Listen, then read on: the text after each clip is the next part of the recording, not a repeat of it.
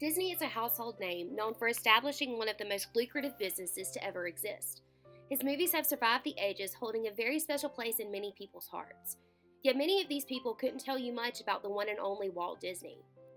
Walter Elias Disney was born on December 5, 1901, to Elias and Flora Disney in Chicago, Illinois. He loved drawing and creating art from a young age and worked both as an artist and photographer for the school newspaper during high school. Walt always had a passion for bringing happiness to the people around him whenever he could. He started working with Ub Iwerks in 1922, and they worked on 2-minute shorts called Laugh-O-Grams.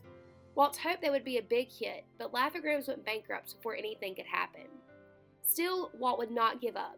He got through this by continuing to do what he loved, bringing joy to others. In 1923, Walt moved to Hollywood, California, where he, Iwerks, and his brother Roy became business partners. Around this time, Walt came up with the idea for Oswald the Lucky Rabbit. Although Oswald was lucky in popularity, the rabbit turned out to be unlucky for Walt. He found out that he did not own the rights to his own character and had to give Oswald to Universal Studios. But thanks to the CEO of the Walt Disney Company, Bob Iger, Oswald came back to Disney in 2006. Roy and Iwerks stuck with Walt through it all and helped make a series that changed the world forever. The first 2 shorts to the series didn't get much recognition, but the third, known as Steamboat Willie, kickstarted Disney's rise to fame. This series was the first sight of his iconic character, Mickey Mouse. Over the years, the Walt Disney Studio has made many movies, including Pinocchio, Bambi, Fantasia, Dumbo, and Cinderella.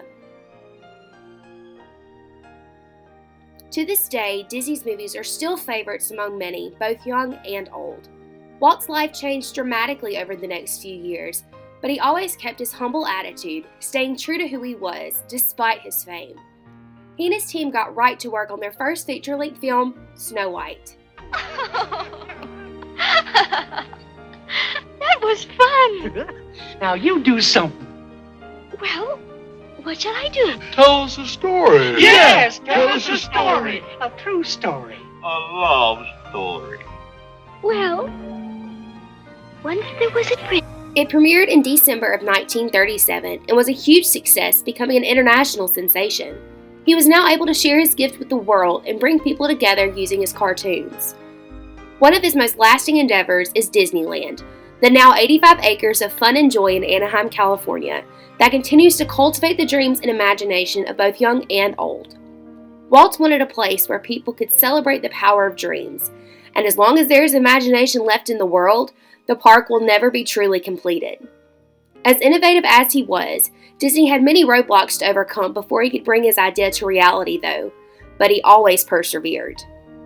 The official first day was July 17, 1955, and was reserved for 15,000 invited guests. Unfortunately, nothing went as planned, and the infamous day became dubbed Black Sunday. 30,000 people managed to get in with counterfeit tickets, and everything else seemed to fall apart from there, including a gas leak in Fantasyland and a lack of drinking fountains. Many thought Disney's dream was going to end here before it really began, but he was not done yet. He had plans for another theme park in Florida, this one even bigger and more extravagant than the first. This park is what we would know today as Walt Disney World. Walt wanted to show people that this was a place where magic still existed, and in his opening day speech at Disneyland, he announced that it was meant for everyone. To all who come to this happy place, welcome. Disneyland is your land. Here age relives fond memories of the past, and here youth may savor the challenge and promise of the future.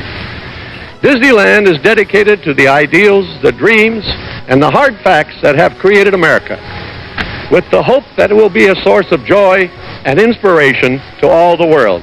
Thank you. Sadly, we lost Walt Disney in 1966 due to a fierce battle with lung cancer, before he was able to see the Florida park open. But in 1971, Roy dedicated the opening of Walt Disney World in Orlando, Florida to his dear brother. Walt may no longer be with us, but his spirit still carries through each and every cast member to this very day. No matter what may happen now or in the future, Disney's intent lives on in every child who enters Disney's gates. During the last few years, we've ventured into a lot of different fields. and we've had the opportunity to meet and work with a lot of wonderful people. I only hope that we never lose sight of one thing, that it was all started by a mouse. Congratulations, Mr. Mickey Mouse. Congratulations to you. The young and the young at heart all have something to learn from Walt Disney's work ethic and determination. The company and theme park stand as a symbol for people everywhere.